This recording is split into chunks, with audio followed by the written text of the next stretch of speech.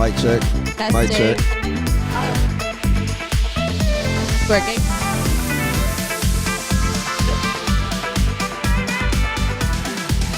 All right, we are live here at the track at New Balance. I'm Chris Chavez, joined by Kyle Merber, alongside Trayvon Bromell and Heather MacLean.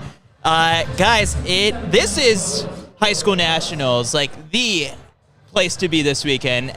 More than 5,000 high schoolers are coming out to this. The environment, it's like before noon, and I don't know, the seats are pretty packed right now. What have you made of the environment so far? It's a school day. Yeah, it's true. I didn't realize People that. were competing yesterday, and it's like, what's going on? Are we not learning anymore? What's that? So I guess, Trey, what have you made of just coming out to this meet? You got a chance to race here a couple weeks ago for New Balance Grand Prix, but now it's the high schoolers' turn to really take in the environment and just everything.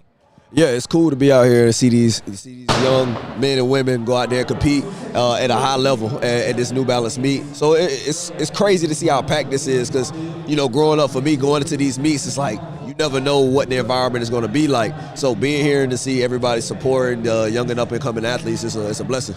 I think like a really cool element of it, walking in today, the number of things to make the kids feel like royalty. Yeah. I mean, every activation, you can't take a step without a new photo booth or something going on. And I feel like a lot of it is just, you make yourself feel special when you're here. Like, that's part of it, right? Like, you've been working all year. You've been running on 200-meter gym floor tracks, no bank. At least that's how we used to do it on Long Island. And then you come here and you get the fastest track and all the bells and whistles. We got pacing lights. This is national. Is it usually like this, Heather? Like during the week, when you're here for practice, is it just? For the first time you walked in here, what was your first impression?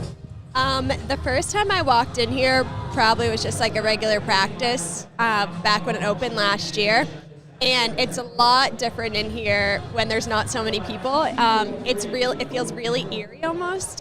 Sometimes there's one person up in the stands cooking or whatever, but that's about it. So it's really nice to see it super lively and super packed. I mean, you envision it when you're here practicing and everything, but it's great to see it come to life.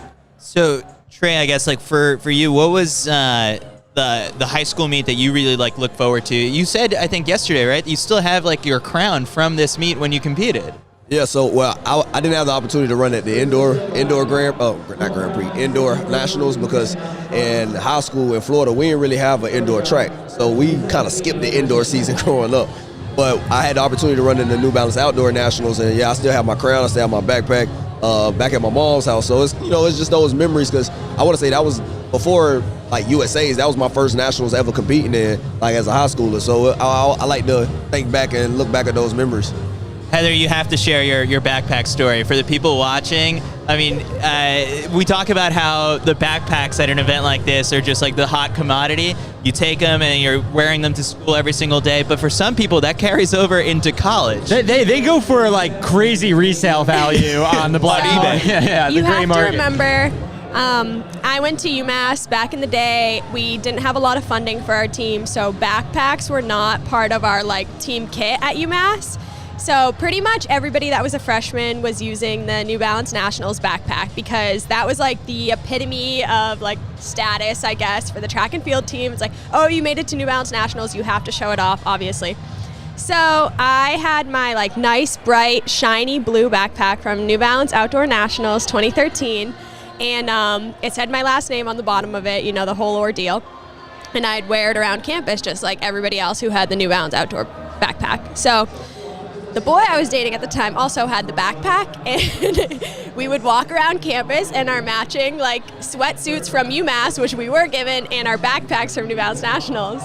And one day we were walking around campus, and somebody who I don't know who it was took a picture and posted it on Twitter, and it blew up. And she was like, "This is absolutely ridiculous."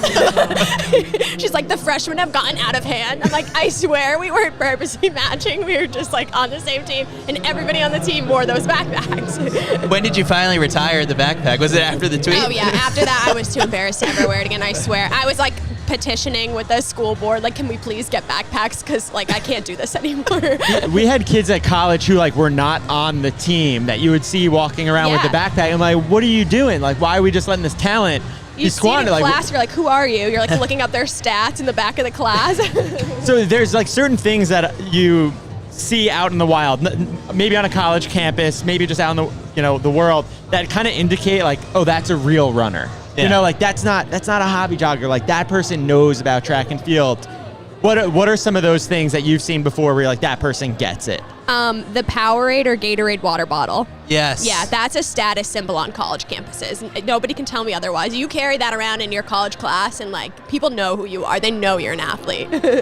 I can agree to that. The Gatorade bottle, I think that's a go-to for everybody.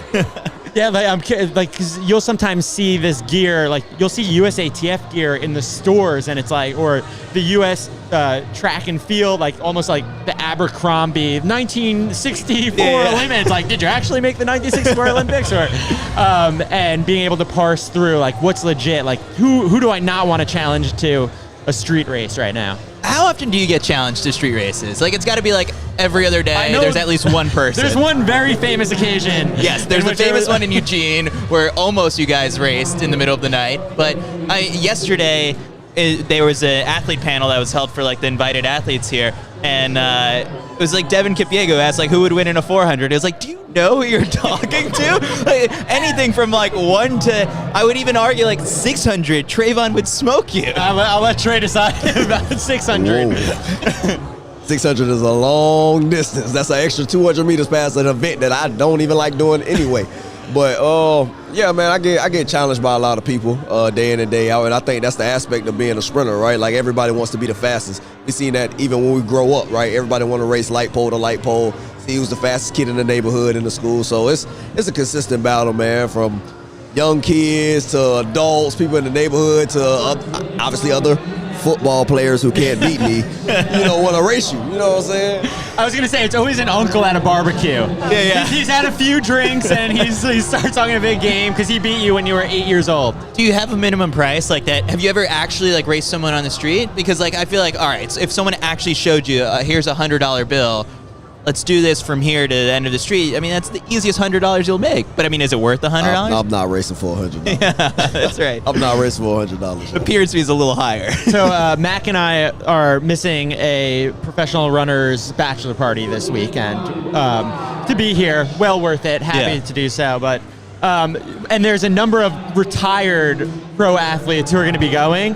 And I know at a bachelor party of a bunch of, current but also former, going to end in a race. There is 100% going to be a street race at some point, or a beer mile or something, because trash talk will get out of hand. So when you bring that up, sort of like the guys who are on this bachelor party have raced each other from the high school days. And so for you guys, do you remember some early, like, high school? It's interesting how rivals sometimes turn into friends over the course of time. Do you remember, I guess, like, first question, who was the person that annoyed you the most in high school to race, that you, like, would sometimes beat you, or that just always was just annoying to race? You can name them, because they're probably not running at this level anymore. My brothers. Okay. They don't race or do track, and never did, but they were annoying, and I didn't do track till I was older, so how we raced was manhunt. Yeah. Like, everybody in the neighborhood, I don't know if you guys did this in your neighborhoods, but we all played manhunt. Like, all the kids in the area would come together and play this, like, giant... It's a different name in different regions, I think. I think so, yeah. It's like extreme hide and seek, whatever. And, yeah, my brothers, I was always faster than them, but they would always challenge me, obviously. So they were the most annoying. I didn't really have, I guess, rivals. In the same way that Trey probably gets asked, to race constantly, you probably get in on dating apps, right? Like, back when you were on there, yeah. Like, classic, the guy being like, oh, I could totally beat you in a race. So, I mean, I'm not on dating apps anymore, but when I was, I would never put that I was an athlete on there, because you just have the alpha male at the bar who's like, hey, like, I could totally beat you in a race. I'm like, yeah, really, try me. Try me. I'd like to see you try. I'll keep her name anonymous, but a friend of ours who's a 4:31 miler, her boyfriend's goal for the mile, a non-runner, former athlete, 4:30 in the mile. Just picked a random number out of a hat. Classic. All right. Did you have a high school rival, and are they still around? No, I don't think I ever had like a rival in high school that was annoying. Like I raced a lot of guys that you see now on the circuit, but not to the point to where I'm like, dang, I don't want to race this guy this weekend. He gonna be doing too much. Like I never had that that situation. You know, Trey, I think we're kind of also getting to the point, and like this is not to make you feel old or anything like that, but you're an F1 guy. Like you follow the sport and you watch some of the races. My favorite thing is that they have the photos of like, oh, here's this 21-year-old driver with like Fernando Alonso, who's like 40 years old, like 10, 15 years ago when he was like a little kid, and like they took a photo 15 years ago. I feel like we're gonna get to the point fairly soon where there might be a kid who like met you at New Balance Nationals like 5 years ago and is gonna be on the same starting line as you. Have you had sort of like those instances yet where like, yeah, it's like, oh man, these kids are catching up. Like a couple people came up to me this like past couple of days of me being here saying like, oh man, you took pictures with me back then, this and that. I'm like, and it's crazy because I don't feel like I'm old. Like I'm you're only not. 27, so Sneaks I'm up like, on you. yeah, I'm like, dang, I'm like, it's really getting to that point. And just like sitting there thinking like when I came out of high school and turned pro out of college, I'm like, time is flying. And yeah, we're gonna run into guys who probably watch me and other athletes growing up, and they're like, hey, I remember you, and you can be like, dang, I'm at 34, 35 years old. Like, dang, it's really getting to that time. Did you ever take photos with pros like growing up?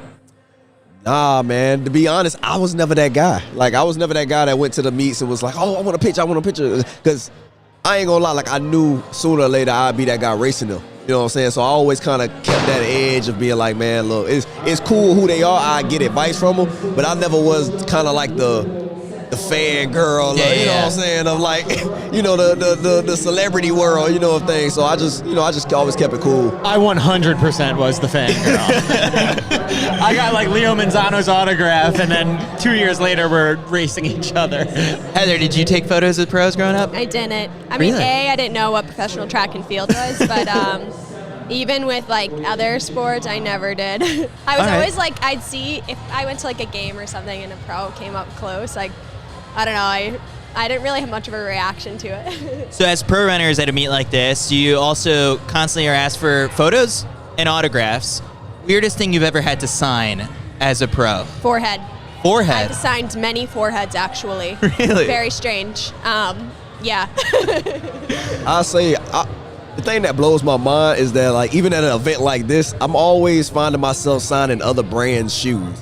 Oh, that's the most annoying thing. That always trips me out. You shouldn't be allowed in this building. That's what I don't want to say that. I don't want to say that. This how they make their money. But it's like, man, you would think like all like being here at the New Balance meet, I'm pretty sure there's a bunch of New Balance spikes around here, that we can give out and have kids get autographs signed. But I'm like, dang, why am I always dealing with having to sign? Have you ever crossed it out? Nah, I ain't disrespectful like that. Here's the thought. When you get some other brand and you sign it, you're not racing in those spikes anymore. So maybe the deal is, hey, now that you're going to throw these up on the wall, you got to get New Balance spikes next. Yeah. That's a good idea. All right. Did you have to sign anything? Weird? Kids always got their phone cases signed. I never understood that. Understand that either. But I think the most genius thing that kids do is they want to take a selfie and then you sign it on Snapchat or Instagram. Oh, never thought about that.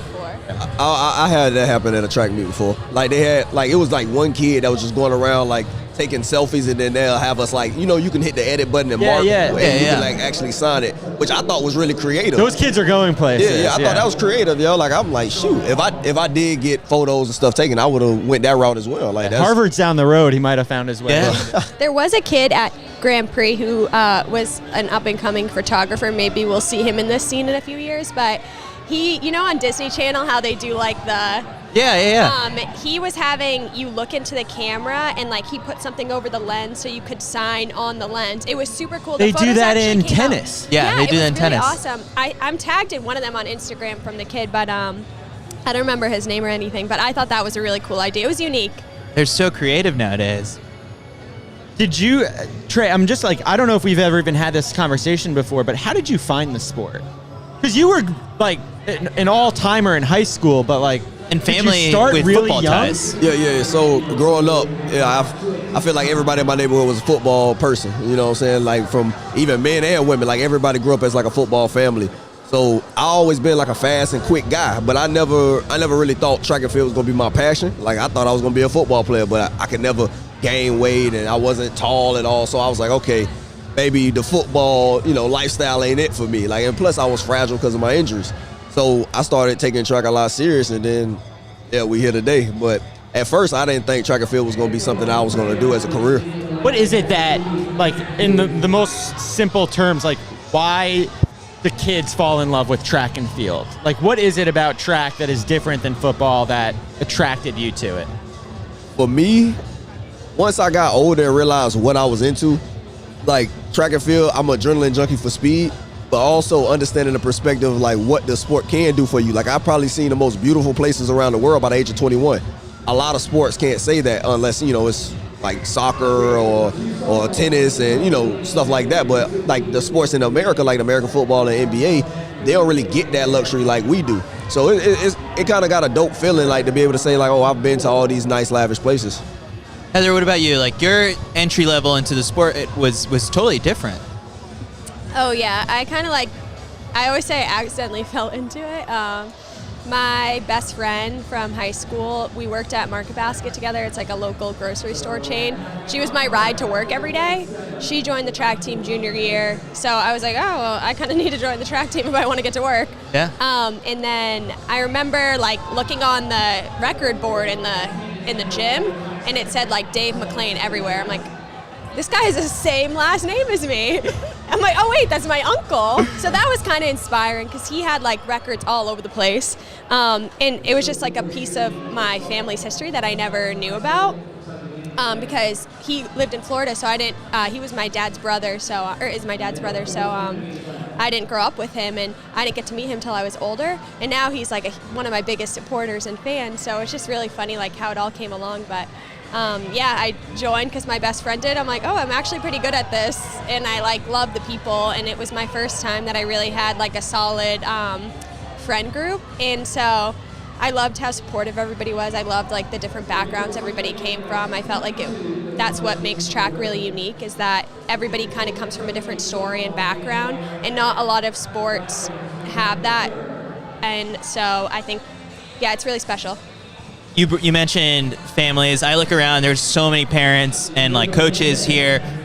What was the point when your family realized you were good at this? And like, were they the type of family that would like travel out to NCAAs or like the big meets? Like, and I'm guessing like everyone wants a ticket to the Olympics. I say my family always believed in my ability to run fast. I don't think it was really a surprise to anybody.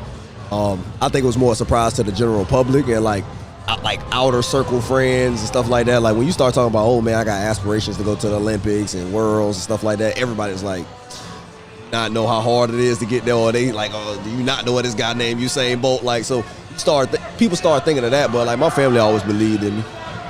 Heather, what about you? Is there always like a student, like a MacLean section? No.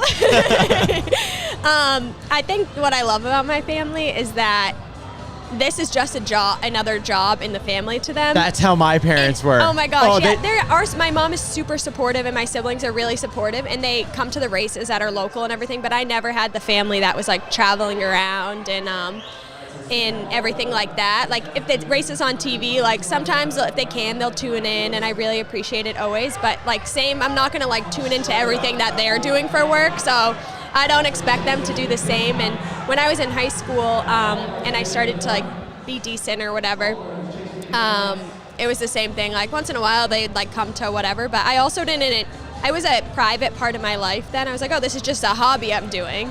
And now it's just a job I'm doing. So I have 7 siblings, so everyone has their unique pathway, and they're doing whatever they do, and we all support each other and cheer each other on. But I'm not going to expect them to like travel around the world and everything like that. It was once I turned pro, my parents were like, it's a job now. We'll see at the trials. So we're seeing the high school kids getting faster and faster right now, and I guess, we have this idea in the distance world why kids are getting so much faster. Trey, why are high school kids so fast right now? I feel like a lot of it comes from the environment that we in. We take this thing back a few years ago, like it was all about, just the hard work that was put in. Now we got machines like the 1080 sprint. We got all this like equipment in the weight room, and just the advancements of tracks and equipment and shoes and everything. So I feel like we just getting to this point of evolution. Like we can just keep evolving as a sport and as a people, and like more people are getting smarter about the things that is helping athletes to be able to perform better as well. People like younger athletes are taking in the responsibility of how important sleep and eating is. So we just seeing like a new generation of how athletes think and move.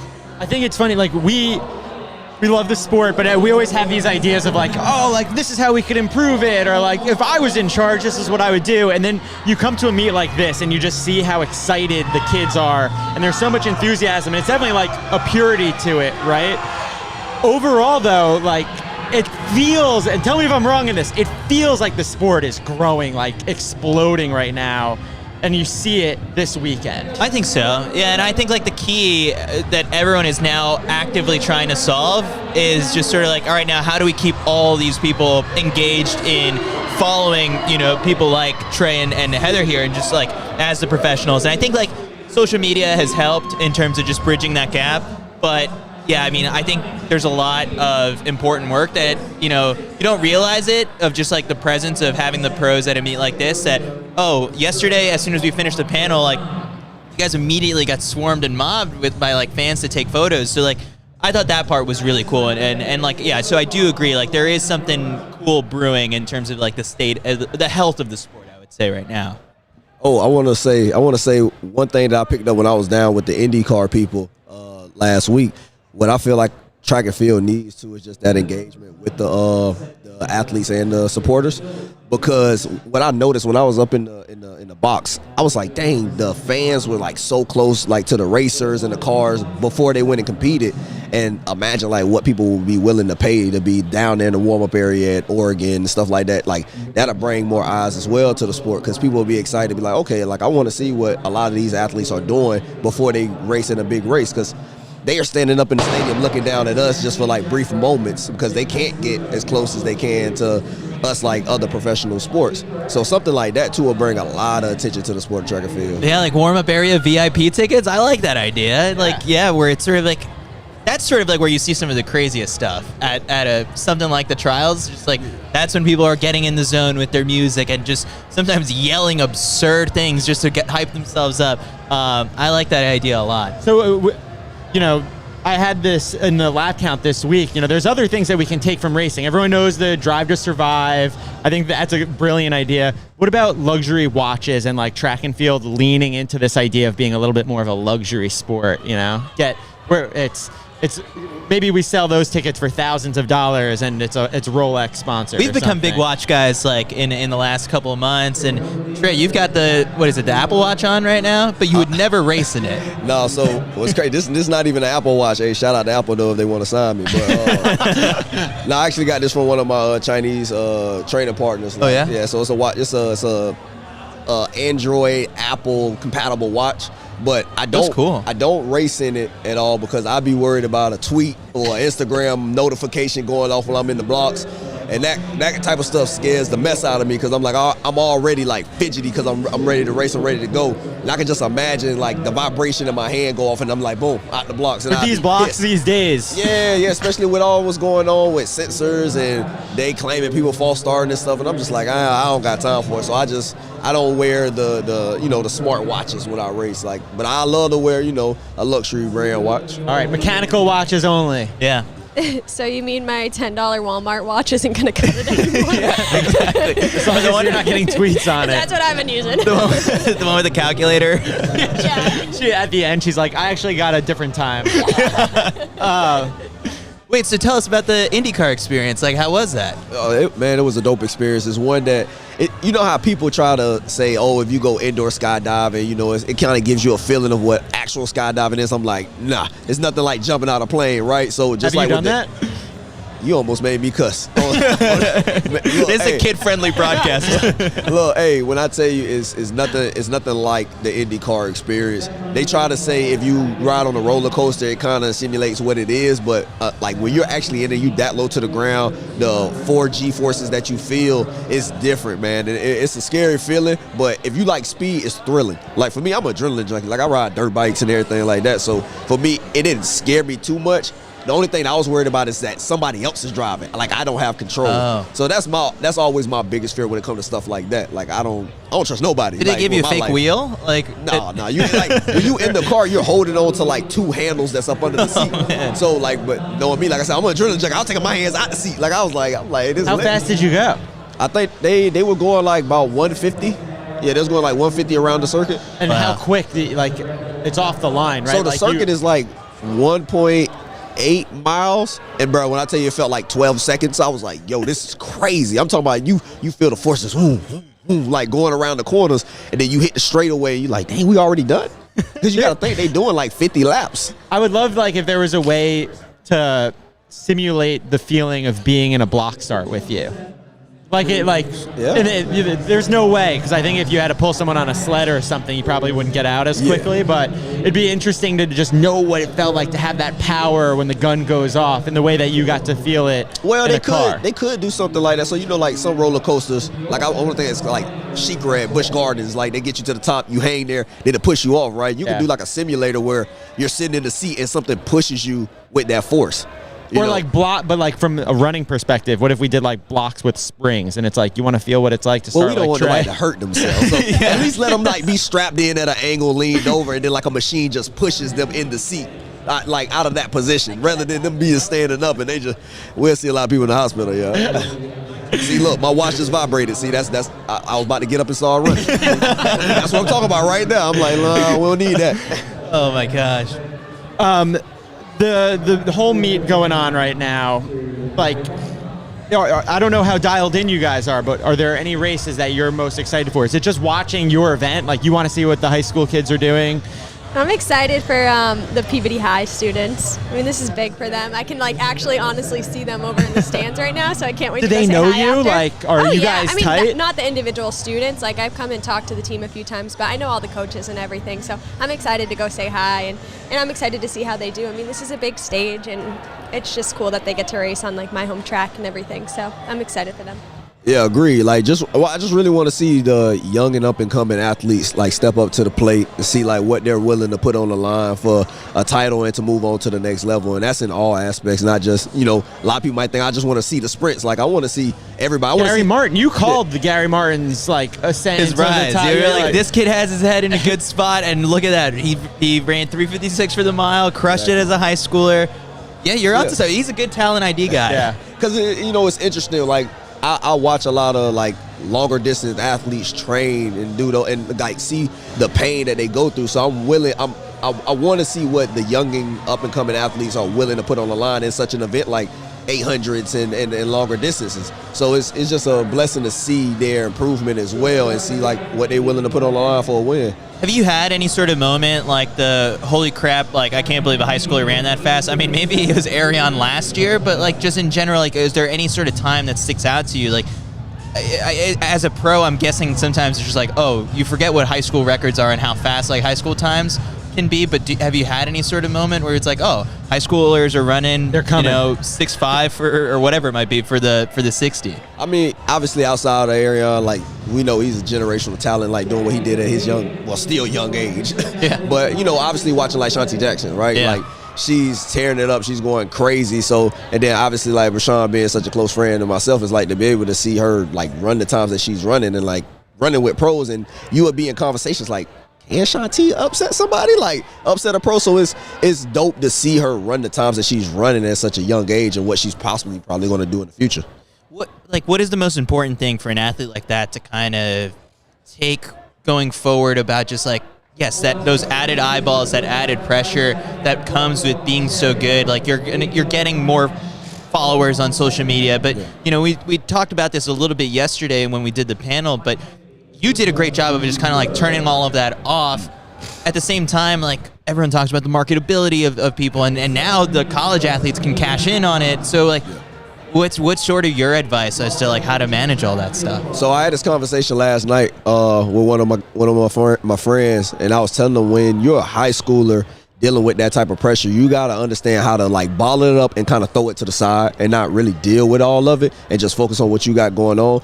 I remember back in, when was it? I want to say when did Matthew Bowling come out of high school? What Like 3 years ago. Yeah, so it I remember feels like having it was yesterday. Yeah, I had a conversation with Yahoo Sports, and they was asking, like, what advice would you give him, you know, at the time, like, after running the 998. So I was like, man, he has to stay focused on what he wants to do, because the pressure of coming out of high school with such a high status, it's a lot. Like, when I broke 10 seconds for the first time, I was out of high school, like, everybody was talking what he's going to be, what he's going to do. And you also have the naysayers where they're like, oh, he going to get to college and fumble. Like, so you got to deal with all that. I wouldn't have became a national champion my freshman year if I didn't just put all that stuff in the bottle and throw it to the side. How do you do that? Like, is it you have a good like family behind you that supports and understands, and you're just still Trey to them? Is it coaches? Are you working with sports psychologists? Like, how does that happen? Man, some people just have it. Honestly, I say back then I can honestly say I was probably way more mentally strong than I am now, because back then I'm coming from a lifestyle where it's like I didn't care about anything. Like, I came from a rough background, so my only mentality was like, shoot, you know, I'm only seeing forward. I don't care what nobody, you know, else say. And that's even in my older age now, like, you still try to learn that aspect. But back then when I was a kid, like, you know, you kind of a knucklehead. Like, you don't care about nothing. You don't care what nobody say. You like, man, like, I don't even know these people. So when you had that mentality, it's easy to, like, bottle all those the naysayer comments and throw it to the side, because you don't really know those people. But when you're front line and center in front of the world, and you see all the comments, you see all this stuff, it's like, it's hard not to see it, because you on social media, you know, you watching YouTube stuff. So it's tough, but, you know, it's doable. The thing that I think both of you guys do a really good job of, and I've had to explain this to Chris before, that, like, athletes in the zone on race day, you have to become like an egomaniac, right? Yeah. Like, you got to be a little bit of a narcissist, like, if you're competing at the top level. But like, Heather, hang out with you, if you weren't wearing that necklace right now, you would have no idea, like, what games you've competed in before. And, you know, Trey, like, you're the most humble person in the world, but on race day, you can't be, right? So how do you turn that on and off?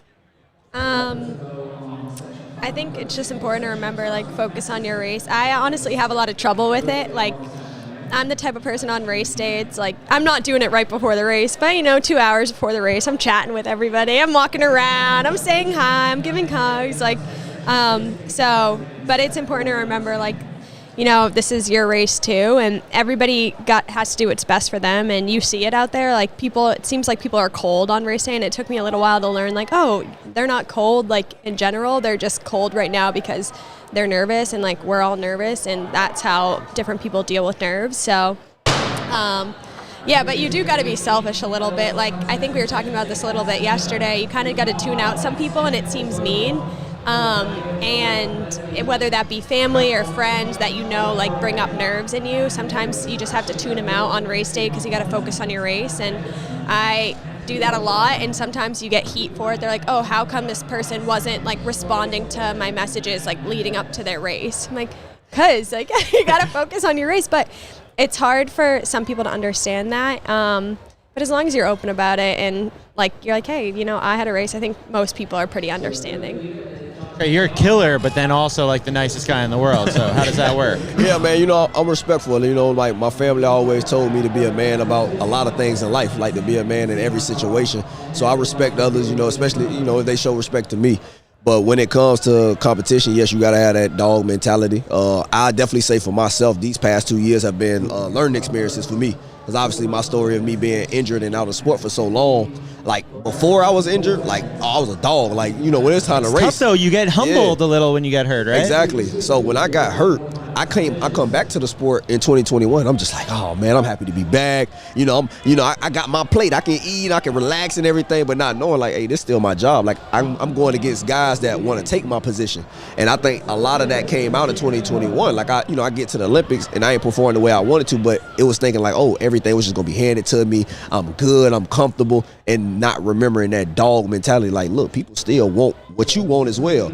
So I've learned that in these past 2 years of 2021 and 2022. So I'm actually regrowing as an athlete to who I was back in 2015, going through college and getting into my first year of pro. So it's very important to kind of get that hunger mentality. No matter if you're a nice guy, cool guy, anything like that, like, you got to have that attack mentality. Are there certain things that wake you up? And I hope this is not too sensitive of a subject, but, you know, your season opener here, would you have run 6.42 the following weekend? You know, like that probably threw some fire. So obviously people knew that I wasn't even trying to run the 60 at the New Balance meet. So I was trying to run the 300. And, you know, some things came into play where, you know, they wanted me to run the 60. I'm like, all right, cool. At the same time, I wasn't training for it. So I know obviously a lot of guys that I competed against in the 60 at the Grand Prix was training for it. Like they probably been in blocks for God knows when. Up until that meet, I think me and Marv had only did 2 block sessions, and that was simply because New Balance asked me to run the 60. If I was coming for the 300, I wasn't doing no block starts probably until February, you know, to be honest. So when we came out and we performed the way we performed, knowing that we had a lot of mistakes and everything like that, yeah, it left me mad, you know what I'm saying? Obviously, like, you hear all the talks and the ramble. So for me, it was going back to the house, you know, me with my coach figuring out what I did wrong. And then literally we did a block start on that Monday. We did some form technique on that Tuesday, and then boom, you know, we went up the clips and it did what we did in under 3 hours. So it was a ability to show people, like, look, don't piss me off, you know, at the end of the day, because I'm gonna get mad and I'm gonna put down something that y'all don't want to see yet. I do feel like, you know, if I focused on it, I could have ran 6'3" at Albuquerque, and I begged my coach to go to Albuquerque. Like, after I watched Melrose, I said, please let me go to Albuquerque. Like, I was ready.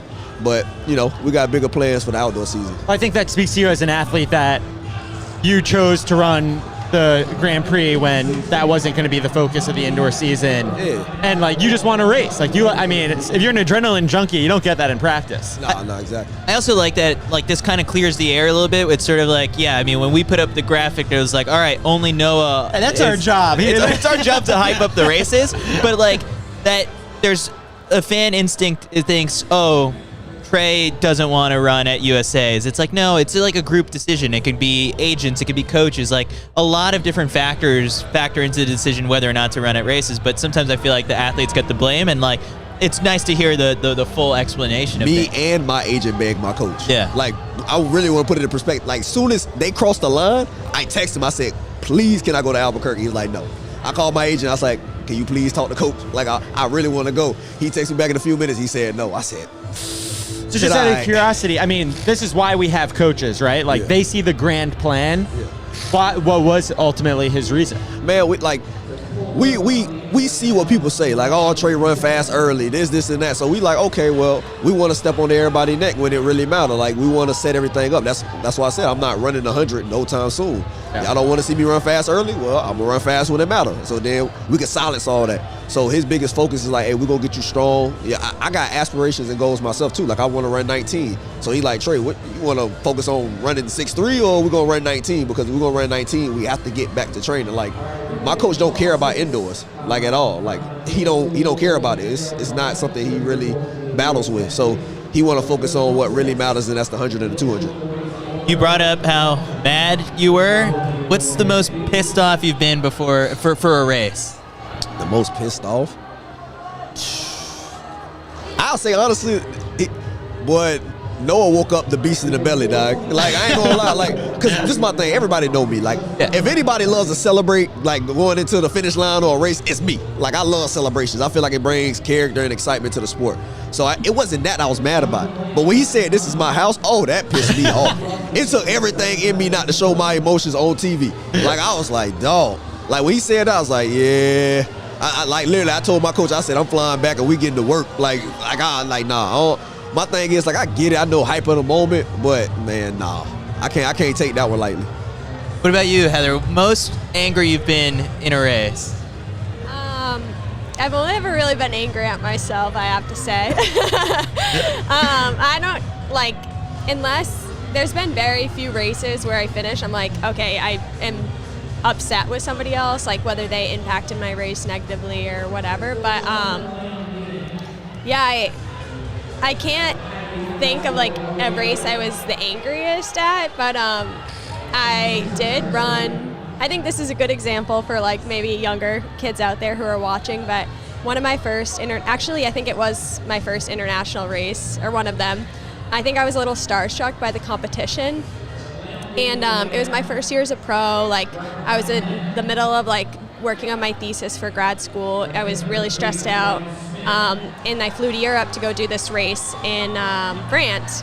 And I was super excited about it. It was an 800. I think, like, my PR going into it was 2:03, so nothing super crazy, and, like, I didn't exactly deserve to be on the starting line with like Castor and Laura Mir, but there I was. And I think I let it get to my head a little bit, and I ended up running like a 2:09 or something crazy, like something really bad. And I just remember like thinking to myself at the end of it, I'm like, literally what happened? Like, I feel like I could run like a 2:05 without any training. Like at this point I should have like enough, like I must have tried to run that slow. So I think that was a race I was like most mad about, and like I was only mad at myself. Like I said, that's usually what happens. Like there's very few occasions where I'm mad at somebody else, but it was the same thing. I went home after that race. Like I went to Paris the next day and explored like the Eiffel Tower and stuff like that. I'm like, well, I might as well enjoy it while I'm here. Like drink some wine under the Eiffel Tower. And I sat there and I'm like, yeah, I really need to reevaluate things. Like clearly this was a mental issue and I should really work on that. And so like literally straight away I got down to like working on the mental aspect of everything and trying to figure out what went wrong for me. And like by my next race, I ended up like PR. I think my next race was a week later. I PR'd by 4 seconds in the 1500. Wow. So I'm like, it came together. I just needed to get it together. Yeah. Sometimes like the lows are like the best thing that could ever happen. I love my lows. Like they always teach me something every time. So Heather mentioned grad school. You've been posting on Instagram stories when you're doing homework and stuff. You asked me to help you with your papers. What are you working on? So right now I'm working on my second master's, theology studies, which is interesting because this is my second master's that I've gotten while being a pro athlete. So when I got injured, I worked on my first master's in entertainment and business. So this is another challenge that I put myself up to. Like I said, I'm gonna take a break during the championship part of the season, going into USA's and furthermore. But it's just something about knowledge for me. Like I love learning about the things that I don't know. So it's always like a day in and day out process, just trying to gain more wisdom in my mind. The goal is, right, get your PhD so that when they introduce you at the starting line of like the LA Olympics, it's like Dr. Trayvon Bromell on the starting line. I'm trying to get honorary doctorates at least, like if I could, because I just want to be, I want to be able to track me there like Lane 5, Dr. Bromell, like I want Where's that. Baylor at? Come on. Look, I've been trying to make phone calls. I'm trying to get one, but you would have thought if Baylor gave one, you would have thought like they gave it to Michael Johnson or Jeremy. They don't do that. Yeah, I haven't heard them give them one, so I'm thinking like, dang, I might not got no shot, but we're gonna see. We're gonna see what we can do. Yeah, it's impressive just like how you're able to balance all of that. 18-page paper last week. What was it about? Yeah, so I had an exegesis on Psalms 1 through 6, and then I had a research paper that was 10 to 12 pages, depending on how long you wanted it to be. And that paper was basically a research paper on 2 different topics. So mine was about the traditions and practices in the early church to modern day church, because back then, based off biblical times, they talked a lot about like the Sabbath, the Passover, those holidays. And now in modern day time, we celebrate Christmas and Easter and all these other holidays. So just talking about the differences and the different practices between those times. Is there an element of studying, whether it's what you're learning or just studying in general? And Heather, you did this as well, like that helps running, you think? I think so. I like that it creates some structure. Like you have to, I think the great thing about us as athletes is people always say it, but like we're really good at time management. Everybody knows an athlete who's not very good at time management, but for the most part, like we've got it pretty down. And I feel like as like when I compare myself to like my normal peers, like I'm like, oh, I'm not that stressed, I can get this all done. They're like, how are you not stressed right now? I'm like, oh, I'll get all this done, it doesn't matter. But when you have like studying and papers, I think for me it gives me like a bigger purpose and it makes me feel like I'm working on myself outside of just running. Like, so like I'm kind of in school right now. Like I'm in a program, and when I get to like do a case study and meet with my mentors from the program and everything, and it's just really exciting to me because I get to learn about a new topic which is outside of running, and really expand my knowledge on that, because I think we become so siloed in this sport, like especially when we're in season. We're only really seeing our teammates because like you don't really want to see your friends because they're kind of out and about all the time, and we're training and traveling, and like that's all our life really is. So it's nice to have a little bit of not just a distraction, but something that's helping us grow outside the sport a little bit and just creating a little bit more structure for us. Yeah, I definitely say in agreement to that. That structure definitely helps. It's also mind blowing. Like she says, like people look at us and they're like, dang, how are you in school and also being a pro athlete? Like, my mom was watching me do like these papers and stuff. She was like, hold on, you just did 10 pages yesterday and you just knocked out 8 pages today. And I'm like, for me, it's not that bad, you know, and I actually like it. So, and it builds that structure even like I said, like in the time management perspective, like I go to practice, come home, get into the books, you know, get my rest, repeat the next day. So it's just a structure builder. With ChatGPT and like all the AI right now. Well, the AI will be writing those papers for you pretty soon. I have ChatGPT like write my meal plans. Yeah. I'm not kidding. And shopping list. Wow. You know, I was just thinking about how they're doing like the behind the scenes now when the athletes walk into the stadium and like everyone's got their really nice outfits. In the NBA, they sometimes have the locker room shots and like LeBron James is like reading a book. We just need a shot of Trayvon like doing homework before he's going into with a pencil. Yeah, with a pencil before he goes and gets into the blocks. That'd be brilliant to just really paint the picture for people. They did. Justin took some photos for Grand Prix, and they did like walk-up photos. And I definitely would love to see more of that in the sport. I don't know if that'll tie into like you guys' luxury market in the sport. It definitely ties in. Like part of my program, one of the case studies we did was on Dwayne Wade and fashion icon, and like that was one of his big things, was just bringing these awesome designer pieces. Like he got a stylist, and he kind of just stood out from the rest of the players a little bit. And I think that, I mean, we kind of did that at Grand Prix. Like I remember seeing you change in the locker room before, and I was like, damn. And so like it would just be so awesome to see more of that, because I think it just shows a little bit more personality in the athletes, and it's a chance for like really nice brands to get involved with the sport and hopefully expand the sport a little bit more. Do you have a stylist, Trey, like that had pulled that off, or was that all you? No, that was actually all me. So before they wanted me to wear obviously New Balance. I'm a New Balance athlete, but I'm like, man, like I know if we're gonna do this, like we gotta do it. Like we can't just be basic with it. We can't just come up and just, you know, wear regular stuff on. Like I gotta bring some type of, you know, spice to the sport. So, but I end up ordering these snake skin flared pants, you know, and then I hit up NB and I was like, hey, I need a jacket with that same print. You know, if I'm gonna promote New Balance, like I want the same print. We got the front of it designed. I told them that I wanted the New Balance go down the side printed, but like, I dress myself, and honestly, a lot of people don't really get to see that I can dress and put things together, because in the sport, we always travel and move around. Like, we're not gonna dress up all the time going to the airport. Like, we're gonna wear this, you know, going to the airport. We wanna be comfortable. So unlike basketball and football, they have the opportunity to kind of do that all the time. You know, they have a different time schedule than us, because everybody performs at the same time, whereas it's different time and different events and everything. So it's just trying to follow a right structure, but if we get the structure right, I think it can be doable. I think Marvin is still going to show up in sweatpants and the Forces, probably. Yeah, that's just what he gonna wear. Like, there ain't nothing changing with him. The reaction to that was amazing, and you know, I think it was something that athletes have been asking for. Opportunity to showcase personality more and more. Oh, I thought you were talking about the Black Forces. I was like, Lord, we do not need a whole track to be the Black Forces. I think that's signature now in track. I think Marv has that. All right, so final question for the two of you guys before we let you go, and we're going to preview the races. But a weekend like this, if you were an athlete, what are you looking forward to the most? I mean, there's the race, but then like there's a concert with Chloe as the headliner, and then after that, I mean, it's just like there's just so much going on. You really do make a whole weekend out of it. If you were in their shoes, what would you be looking out for? I mean, hopefully they're all looking out for their race, but yeah. I also did really enjoy the backpacks. Like, I enjoyed getting to connect with other athletes from all over at these meets. I remember in the high school at New Balance Outdoor Nationals, like there was a photo booth set up, and we took photos with a ton of random athletes, and one of those athletes ended up being my roommate for 3 years in college. So you never know who you're going to meet here.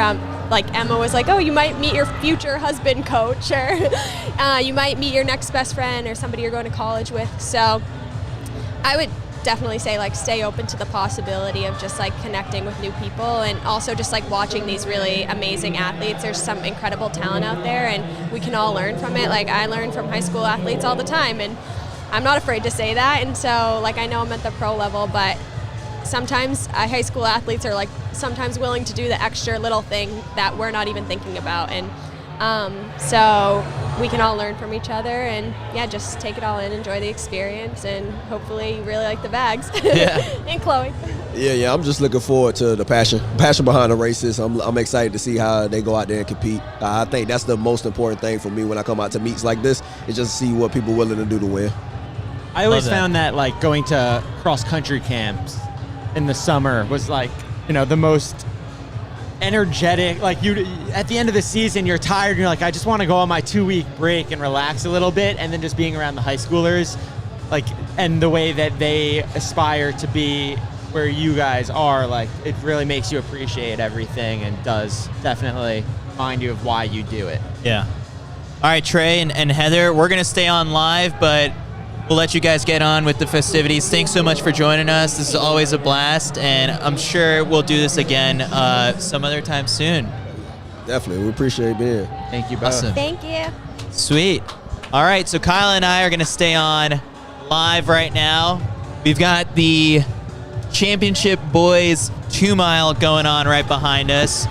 And for the people watching this, the coolest part about this weekend's broadcast is that it's live on the New Balance YouTube channel. It's free. Blast that link, send it in your group chats to all your friends so people can tune in and watch. And for us, on our side of things, we're going to get a little creative at times. We're going to be doing our After the Final Lap show tomorrow at 6 p.m. And then on Sunday at about 12 p.m. noonish Eastern time. And we're going to have, similar to how we just did now, some guest hosts. And I'm hearing the buzz about really special guest hosts. I don't Not Chloe. know. Yeah, I'm not even dialed in. I'm world record holder, Olympic gold medalist, potentially, who rarely does interviews. Oh, that could be exciting. That could be very exciting. All right, Kyle. So this is our second New Balance Nationals that we both get to cover together. And Third. Third? Oh, well, indoors. Okay, Second indoors, indoors, okay. but third. We're regulars at New Balance Nationals. We are. We're going to be the old guys that are like, you got to kick these guys out. They can't keep coming back every single year. But the coolest thing that we got to experience last year was bridging that connection between the high school athletes and the pros. And we talked about how Gary Martin got to pick Trayvon Bromell's brain, and same thing with Cade Flatt. And we saw Natalie Cook geeking out, sitting next to Emma Coburn and Cory McGee. And this weekend, we're going to be introduced to a whole new set of stars, but in certain cases, these high schoolers have been making a name for themselves for the past 2-3 years. We look at someone like Ashanti Jackson, who has been at the high end of the high school scene ever since she even got there. And then on the same side of things, Sadie Engelhardt in the girls' mile, who is only a sophomore and came so close to the win last year that we're going to see them this weekend, and we're going to see them for a couple of years to come, and that's the cool part to meet like this. Yeah, I think also the exciting thing is that high schoolers just are willing to race. Yeah. So many of these athletes are doubling. I mean, when I think about Ashanti Jackson, like, she can run any event from 60 to 500 meters. Like, she does not care. And like, if there's a race, she will be in it. And that, I don't know, like, we hear about Trey, and he's begging his coach to let him race. In high school, coaches, there's no reason not to. You just race. You're here. We made it all the way to Boston. Let's do the mile. Let's do the 2-mile. I was looking at, when I was writing a preview for this meet, Ellie Shea, the top American at the U20 World Cross Country Championships, is entered in the 800, the mile, 2-mile, and the 5K. That is a full weekend of racing. And on the boys' distance side of things as well, the mile in particular is going to be pretty fascinating to watch, because you've got guys coming down from the 2-mile, some people running the 800. So on Sunday, that is definitely going to be one of the races to watch. So, Kyle, let's break down some of the races, like, by highlighting the key athletes. Who's someone that you've really got your eyes on this weekend? Yeah, I think Lex Young, if we're going to start there, he was injured during the winter. Yep. We saw him come out and run still at USA Cross, and he didn't end up making the team. He was thrilled with his performance. I think you had spoken to him yesterday. He had been running for like a week and a half ahead of time. Yep. And we see how fit his brother is, and now it's his turn to step into the arena, run a 5K, and I think we are on record watch, are we not? 100%. His outdoor personal best is about 14 seconds faster than the indoor record that is currently held by Edward Cheserek. And it's like, I think the part for us, generationally, is that we sit in these seats thinking like, oh, an Ed Cheserek record is going to stand for so long, and it's like, no, meet Lex Young. And so that one's got the potential to go down. The hardest part is that I think he's going to be up in the front of that race doing a lot of the work himself. He does have the pace lights that are going to be set next to him, and he talked to enough of the other guys in the race. That's the other cool part to the high school scene, is that everyone is talking, and that they have no problem kind of sharing strategy. And so for going to be guys that are going to go with him. So I don't know how many guys are going to be sub 14 pace, but he's definitely going to be one of them. I'm also very excited to see that mile on the men's side. I mean, we saw Connor Burns in Boston earlier this year break 4 minutes. We've never seen someone break 4 minutes in the mile, you know, in a high school only race indoors at New Balance Nationals. And, you know, we know he can do it. Can he do it in this situation? A little bit different. And who can he bring with him? In this one in particular, it's very deep. Unfortunately, Rocky Hansen, who won the mile at the New Balance Grand Prix, is not in it. But you do have a slew of guys. I'm looking at, you know, someone like Cole Mathisen, who has a personal best of like 4:05, comes more from the strength side of things, but you know, hasn't had that opportunity to go all out really fast. Devin Kipiego runs his mouth a lot, and we love Devin. But I love that. And he says, you know, he's kind of like always built up sub 4. There's an article that we published on CITIUSMAG.com yesterday where a lot of these high schoolers were interviewed talking about how they perceived that 4-minute barrier, and Rocky Hansen compared it to just like, no, it's not a barrier anymore. It's like a piece of paper that you just got to kind of punch through. And, you know, someone like Connor Burns has done this before, so he's less fazed by it. And the cliche saying where the rising tide lifts all boats, that's something that we could definitely see here. And, you know, the one we talked about, Devin running his mouth, the person really kind of making some noise online recently, last night in particular, Aaron Salmon. Yeah, well, I mean, so Aaron coming in, running the mile, but that 800, that's where he's really going to be the star. In this one, he plays like, he's hoping to be like best supporting actor. I think he could be a star in both. You know, he does have a national cross-country title to his name. But, you know, we just saw him at Sound Running. He soloed a 150 in the 800. He called it a rust buster. It was a little rust buster. But he's got his eyes on that 147 mark set by Cade Flatt. And it was the record's by the Hoey brother. Josh Hoey. Sorry. Yeah, all good. The New Balance Nationals record then. Oh, yeah. It's by Cade. But, you know, he's not afraid to come out and say, I'm here to run fast. And if you're one of the other guys in the race, then it's like, latch on and let's go for it. Well, apparently for the boys 800, as we look at the list here, Simeon Birnbaum, who has a sub 4 mile PR, is also in it. But Salman told me that the lights are set for a certain pace, and he put in a request for it to be faster, and they can't change it, so he's just going to run ahead of the lights. Just run from the lights. Yeah, run away from the lights. So that one is going to be very fascinating. Marcus Riley, who you see on that list, is a Northeast guy. Great kick. We got to see him at Falmouth last summer, and Falmouth was, you know, timed in August, and he was running a pretty fast mile on the track at that point. And now, so this is really kind of the culmination of the high school season. You want to be at this meet because you know this is where the best come, and this is where everyone's going to run fast. I think also there's this aspect of nationals is where we make stars. Yeah. Like there is someone who we are going to completely gloss over that's going to come out here, be the upset, and then the next 4 months of the outdoor season, it's going to be their show all of a sudden. Like that starts this weekend, and we don't know who it is. I mean, look, some of these athletes are traveling around from race to race, finding the right opportunities, getting in those rapid races, and then you have some athletes who just like run their normal high school schedule and are like in their dual meets and, you know, are on the slower tracks, and they're running in the winter in like the middle of the country. Yeah. And now you get them in this scenario. You throw those kids in, you know, from Iowa, who all of a sudden you got the pacing lights, you got the guys who are going after fast times, and they surprise them, and now they're the new star. Sounds like you have someone in mind when you bring up Iowa with Jackson. I'm gonna butcher his last name, but I'll call him Jackson H, just so I don't even attempt to ruin it. I think so. But kudos to our very own Gary Martin for highlighting him on Twitter a couple months ago when he ran that really fast 2-mile. I think that puts him at number 5, I think, on the all-time list. And that race actually might have just happened or is taking place. We may have missed it, but he's someone to watch.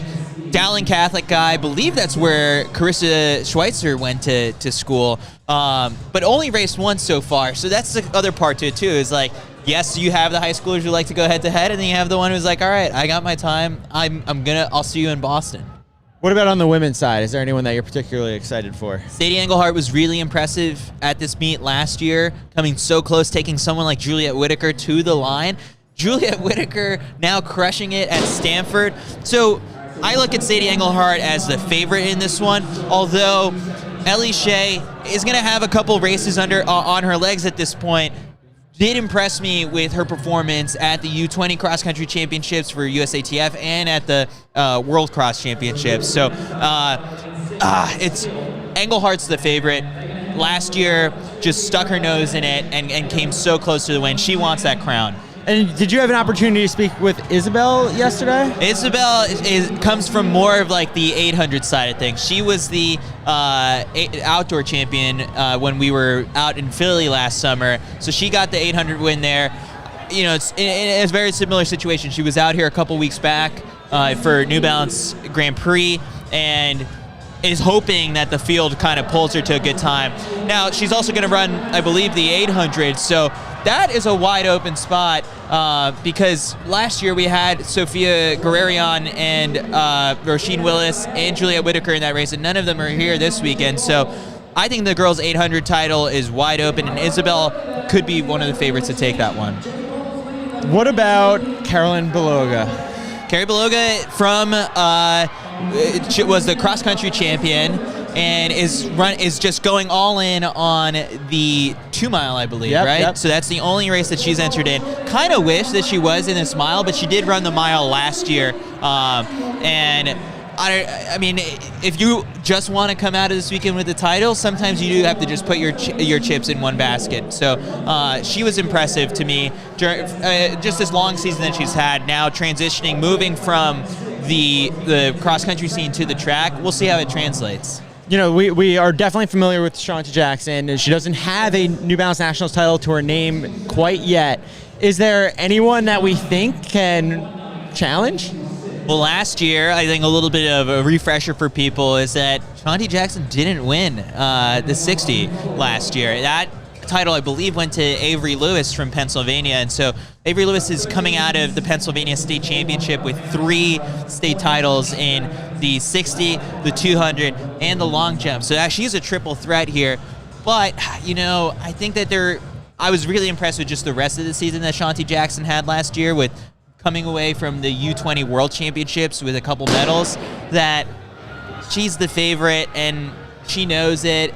When I talked to her yesterday, she said, I said, you got to get that crown this weekend. She's like, I know, it's time. So that time starts this weekend. On the men's sprint side, I mean, our boy, Nicholas Harbour, love him. Now going to South Carolina to both run track and play football. Right. We've seen him crush it this year. I mean, he has no problem starting out a season, it seems. Like a guy like him, I feel like it should take a little bit coming out of football to get going. Yeah, he was on the track like right away. He was like racing down in Virginia or like in South Carolina, one of those meets out there. But he's run 20.76 in the 200 this season. That's fairly close. So for the 200, that's fairly close to the national record. I believe he is number 4 possibly on that list. Like I was studying up on the national records on my train ride up here.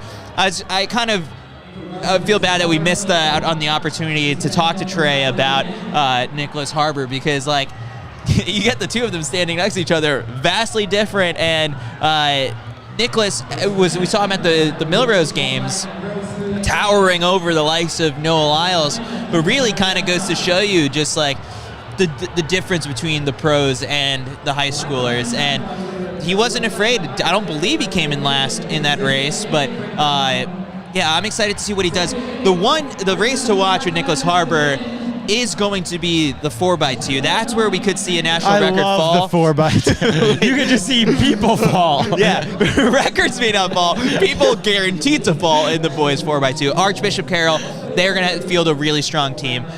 So on the sprint side of things, I think like that's those are kind of like the races to watch. You had an opportunity yesterday to speak with maybe my favorite new up-and-coming 400-meter runner in the country. Yeah, it's Quincy. Is it Quincy Mac? Is it Williams or Wilson? All right, well, Quincy from Bullis. He ran 47.2, I think, in the prelims today in the 400. He's coming in as the #1 ranked runner in the 500. Yeah. He is like, I mean, a seasoned media veteran. What a great interview. So impressed. Yeah, you know, kind of, I was briefed. It was like, yeah, you know, he's our top 500 kid. He's only a freshman, so definitely like someone to look out for. And you know what? Part of me was like, all right, like, you know, filled him a couple easy questions. Kid was like hitting home runs every single time we asked him. You could find all of these interviews that we did yesterday on the CITIUS MAG YouTube channel. A lot more coming. A lot more coming. The other part to it too that I think that was like really funny was he ends the interview. I was like, you know, there's the backpacks, there's the concert, like there's, you know, making new friends. Like, what are you looking forward to the most? And so he's like, yeah, you know, all that. And he kind of, you know, says he's focusing on the race. He's like, but I'm really excited to see Sydney. So like, there's so many of these athletes that like look up to these pros, and so he's someone. Also, the reason why I thought it was a really fun interview to do is because I don't think there's enough of that. Maybe there is if you kind of dig around out there, but like the footage of like, hey, imagine if we had like a 10-year-old or 14-year-old interview of I don't know, say like Jakob has enough interviews, but I'm just saying, like, down the road, that interview could age really well. You got to take the risk. I have a lot of confidence. I watched him run earlier today. I think that's going to age very well. Zaya Atkins, who we got to meet at New Balance. 53 point in her prelim? Yeah. So, like, the track right now, it's heating up. It's spicy. And this is Friday morning, Friday afternoon. This is it. This is an exciting weekend. So, I mean, outside of the race, is there anything that you're most excited for?